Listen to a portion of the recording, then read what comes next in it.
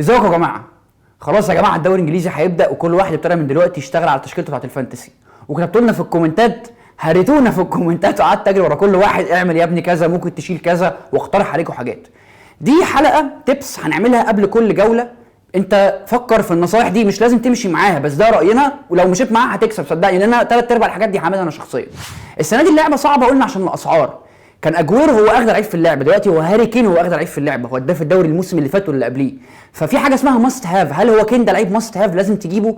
لانه كين لو عمل حاجه لو بيحط بالجونين 3، لو ما جبتوش والناس الثانيه جابته ومكابتناه ممكن تفرق عنك في الجدول، بالذات في الاسابيع اللي في الاول. دي حاجه تانية، انه في كام فرقه عندهم في الاول ماتشاتهم صعبه، تشيلسي، ليستر سيتي، ستوك، ايفرتون. حاول تبعد عن الفرقه دي الا لو لعيب شايف ان ده فورمته حلوه او لاعب الماتشات الوديه في اول الموسم كويس فهات منه. في انديه تانية عندهم ماتشات سهله جدا فممكن تشتري منهم. عندك ساوثهامبتون عندهم اول 11 ماتش منهم 7 في ملعبهم، وهم المدرب بتاعهم بيليجريني ده معروف ان هو هيبقى راجل دفاع، هيقفل وهيعمل وبتاع، فهتحتاج نقطه كلين شيت دي. عندك منهم سيدريك، ستيفنز او بيرتراند. عندك كمان في مانشستر يونايتد عندهم ماتشاتهم كتيره حلوه في الاول، وده مورينيو. مورينيو خسر السوبر كاب، بس مورينيو في الاخر بيقفل، وبالنسبه له المكسب بجون ده حلو جدا. فممكن تروح دخيا، ممكن تروح ليندلوف، ممكن تروح دارميان. لسه باي مش هيلعب في الاول، هنشوف هيثبت ليندلوف وسمولينج مع بعض ولا لا. في كمان في الدفاع ويست بروميتش، ومعروفين ويست بروميتش توني بيوليس دايما بيدافع ودايما بيقفل. بس ويست بروميتش حجازي رخيص، حجازي ب4.5 رخيص، بنسبه كبيره هيلعب اساسي. كل الناس جريت على ماكولي من السيزون اللي فات، بس ماكولي عشان سنه كبير وكان طفره السيزون اللي فات اللي عمله، وكان عامل 6 جوان واسيست، فدي كانت طفره شويه. انا شايف روح لدوسن ب5 مليون، راجل هيلعب باك يمين، ممكن اسيستات، ممكن يطلع في الكورنرات يحط جوان.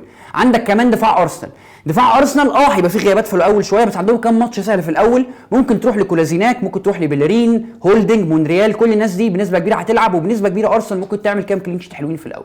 والنبي يا جماعه بلاش نصاحه، بلاش اللعيب الخط وسط مدافع. انت بتجيب اللعيب الخط وسط مدافع ده ماتيتش، كانتي، امريتشان، وانياما، اللعيب اللي هو عشان بالنسبه لك 4.5 5 وبيلعب اساسي بحطه، لكن اللعيب ده ما بيعملش حاجه.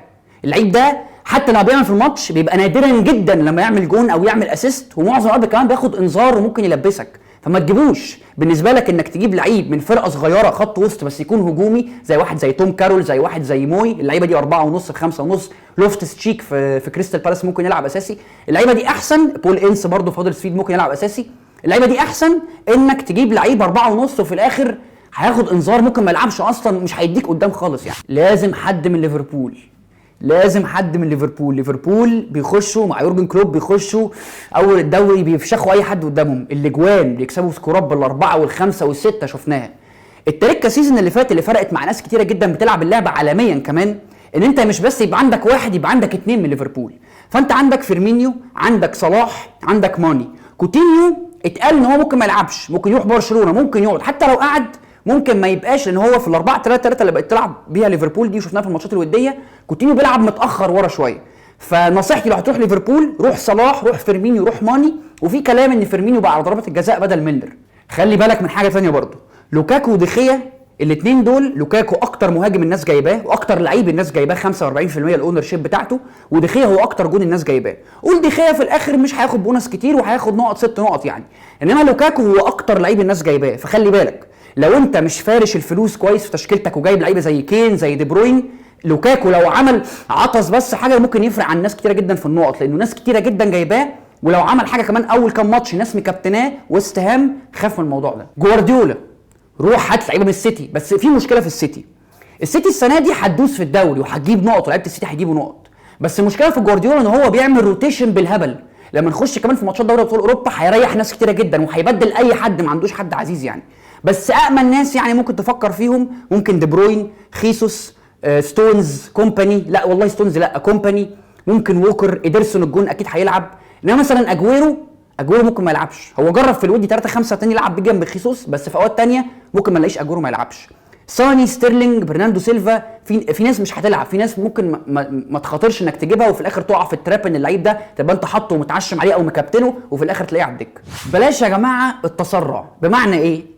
اتلعب اول اسبوع لقيت مثلا ماني حاطط هاتريك وانت عندك صلاح، ما تجريش بقى تشيل صلاح وتجيب ماني وخلاص ماني هو اللي بيحط جوان فهكمله. لا، الماتش ده ظروفها ان ماني اللي عمل، لسه ما بانش فورمه صلاح اللي اعلى ولا ماني اللي اعلى، اديهم وقت كده، ما تجريش على اللعيبه وتجيب واحد على طول. حاجه تانية، الناس ودي بتحصل وهتحصل وهفكركم بيها الاسبوع الجاي، الناس اللي بتجري بعد اول اسبوع تعمل وايلد كارد وتجيب كل اللعيبه اللي حطت اجوان في الاسبوع الاول. برضه يا جماعه دي مش تمبلت، دي مش فورمات، دي مش شرط. استنى نشوف اول 5 ماتشات مين الفورمات، مين اللعيبه اللي فورمتها حلوه اللي بتقول، وممكن ساعتها تعمل وايلد كارد وتجيب كام واحد من اللعيبه دي. واللي لسه ما عملش فرقته يا جماعه يلا يا ابني انجز، الدوري هيبتدي.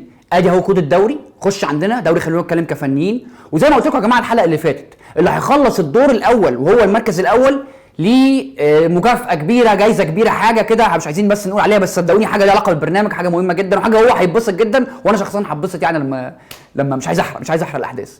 المهم نشوفكم الاسبوع الجاي. تبت هتكابتن مين؟ تبت على كابتنك. اقرب الناس هاري كين او لوكاكو، ده اقرب الناس هتجري عليهم. لو مش عايز دول براحتك بس على مسؤوليتك. ده عنده نيوكاسل لسه طالعين، وده عنده وست هامهم، بس لوكاكو شفناه في السوبر يعني ربنا يستر. سلام عليكم.